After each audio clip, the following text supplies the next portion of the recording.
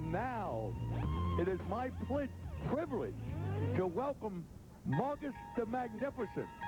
Just like they used to bring Nash Roberts out of retirement every time a hurricane approached because Nash had earned that respect over the years. Now we bring Morgus the Magnificent out of semi-retirement to see if there's something he can suggest to get the Saints to play better defense, something to help with stronger talent evaluation, instead of being always enamored by the eyeball test, instead of evaluation, not looking inside the heart, the attitude, the football intelligence. Morgus, thank you very much. And by the way, how's Chopsley getting along?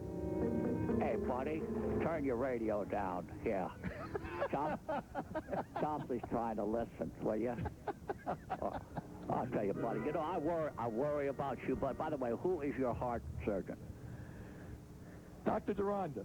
Well, I'll tell you what, I'm going to have you come up there for a checkup. You look like you're too excited when I'm listening to you. Man, how old? You must be 80, 85 years old. Huh? No. It seems like it after covering the Saints for 38 years, but I'm really not, you know? Well, listen, buddy, take it easy, you know. You're not 22 anymore, you know.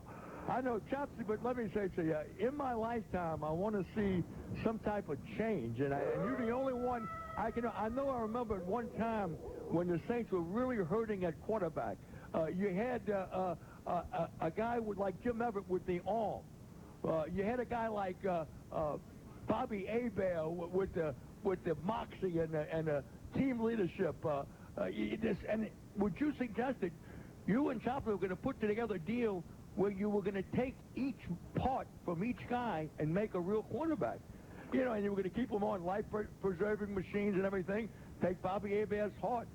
Take Jim Everett's arm. I remember it was a brilliant idea. Well, you know, of course, we're in the 21st century now. What the heck is that? Is that your wife or your brother? No. I'm here. It must be some sound effects back at the stuff. Well, what is that? I don't know. Oh, I know what it is. Somebody just lost at the slot machine. Well, listen, buddy, listen. I don't know what. Did you see the game last night? I mean, Chopsy, that's asking me like, is today Monday? Well, I'll tell you what. Chopsy and I watched it. I'm telling you, I just don't know. I mean, you know, we saw quite an ending there, didn't we? I mean, we saw something good until something bad happened, right? So it wasn't too bad. It wasn't too good, but it wasn't too bad, like I told Chopsy. You know, you almost sound like some of the fans. They almost like they satisfied with average. And I know that's not you, Morgus. No, listen, you know, let's be fair with these guys. We have a great team in this city, you know. And it's only the other teams that come in here and cause a problem. Believe me. That's what part of it's about. I was thinking, buddy, tell that clown to shut up, will you? Oh, this isn't a comedy hour. For heaven's sake. We're serious. Oh, boy, I can't help this. Buddy, I think you need more help than the team. Well, let me say, have you at any time offered your services? Because, you know, I think there's a lot of Johnny-come-lately into the organization, and they probably don't even know who in the hell Morgus is, or Chopsley, and things like that. But basically, you know, have you in any way, shape, or form offered to help, even though they didn't accept it? Yes, I could, buddy. You know, we could start off by reading one of my old books. You know, my famous book, New Hope for the Dead. That would be if I could that's very fitting. Well, I would get them to read that, believe me. That would bring some life into them. But, you know, look, let's face it. I have tried to help these guys over the years. I've tried to get in touch with Benson.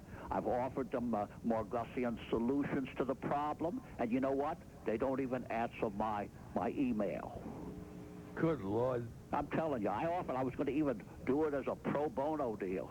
You know, I wanted to be the director of sports medicine. And, of course, I have the medicine, you know. Well, I know that. And I'm not talking about anything like steroids or raw oysters or anything like that. Oh, that Ricky Williams stuff? No, absolutely. No. I've got a new medicine here. It's a non-drug. It's called Milk of Magnesia. And brother, Milk of Magnesia. Very, very catchy name. Well, I'm telling you, it'll turn them on, buddy. But I really want to get to the real solution, because when... Oh, man. man, we ought to send that guy over there. He'd scare the heck out of him. Buddy, it sounds like you're, where are you, Casino Magic, or are you at a circus? No, Casino Magic in Bay St. Louis, man. You know, you always have a good time over here on Monday nights during the football season. But you said something that really caught my attention. You said there is a solution. And so I was almost getting to the point there.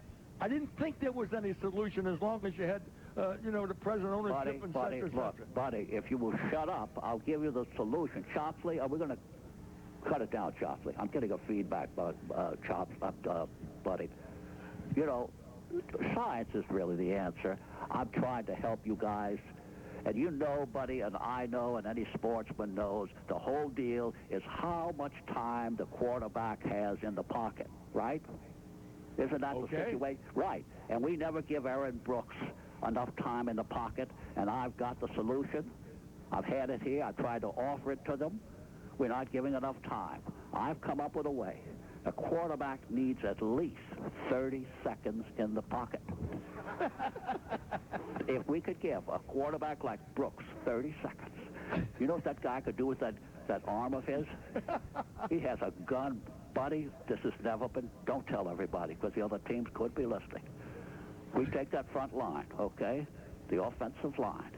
The guys grab arms, they backpedal, and they form a circle around Brooks, okay? We create a pocket. Now he can't backpedal and run all over the place. And then, here's the secret. I have Chopsley here. I've been trying to sell Chopsley to that team. Imagine having Chopsley out there knocking the guys off as they come in after him. Now we've got 30 seconds of time. And believe me, don't put Chopsley down. Right, Chopsley?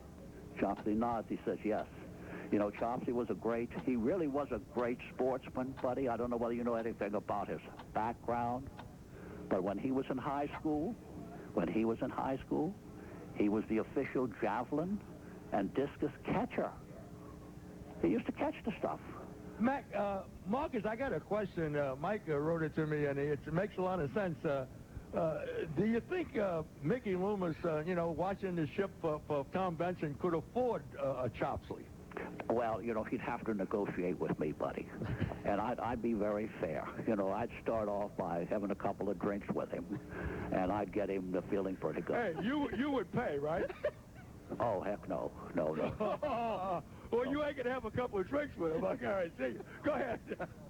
No, I tell you what, I could handle it over there, Buddy, but, you know, we're dealing with something here. There's nothing wrong with this team that a miracle couldn't help. Believe me. And you're talking to the miracle here. I've got the Morgusian solutions. And by the way, Buddy, if they would just tune into my website, I've got all the answers there. They can pipe in the questions. I won't charge a thing. It's free to jump into Morgus.com, and you'll find out that we've got all kind of solutions to all kind of problems. What is that noise I hear? Buddy, are you the only thing I can say, it must be a Saints practice. Oh, man, I'll tell you, this is not a scientific program. How can I help you with all that noise, Buddy? Listen, Margus, the very fact that you responded to our call and everything, I really appreciate it. And listen, I can tell that this is going to be a season where I'm going to have to talk to you as much as you can afford to give us some time, because listen, Buddy, I can't help you, but I can help those gamblers where you are.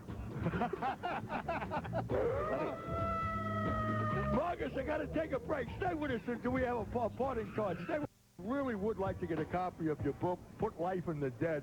And my idea is, I think I'd bring it to Mayor Ray Nagin. He's an avid sports fan, and I know he's got some problems with the city and everything. And maybe this book would really open some eyes. And again, your website's MorgusTheMagnificent.com. Is that correct?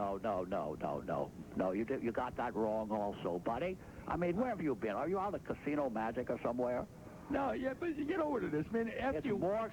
Sunday after Sunday, you know, people just in a nice salutation say, "How you doing?" And I say, "Okay," except on Sundays. You know, that's almost the mindset. Hey, Buddy, can I give a plug for something for my friends at Easter Seals? We're trying to raise money at Halloween. Go ahead. Appreciate it, buddy. They told me that you would do that. And, you know, we're having the Easter Seals Halloween golf tournament at the Defunct Country Club on the 29th. There are a few openings for some foursomes or even single player. By the way, do you play golf, buddy? Yeah, well, I used to. You know, let's explain what the Easter Seals is, because the Saints organization, right now, they might have people in it. When you say Easter Seals, they might thought really animals, you know, seals that have been a new addition to Audubon Park or something like that. So explain exactly what the Easter Seals are. You know, just in case they listen. Seals, buddy, helps a lot of poor kids and people that need help, for heaven's sakes. That's why I'm involved. October 29th, that's just next Friday a week. And I want these folks out there who play golf to check in on this, because it's fantastic. Every restaurant in the area is giving all kind of food and drinks and all kind of prizes, and you have a chance to win a car and all kind of trips, and you can't miss it. And if you play golf and you have a few golf clubs, I want you to come out to the Defunct Country Club on Friday the 29th for the Halloween Golf Classic, sponsored by Morgus and a lot of other good people. Buddy, I appreciate the plug there, because it's and I appreciate you joining us, and please get me the book, Put Life in the Dead. No, that's not the title, buddy. That's not the title. It's called New Hope for the Dead. New Hope for the Dead, you know? You see that? I'm really, you know, they got me screwing up constantly. You know what I mean? New Hope for the Dead. Get it to me, and I'll bring it out there under a false assumption. Thank you very much, Morgus.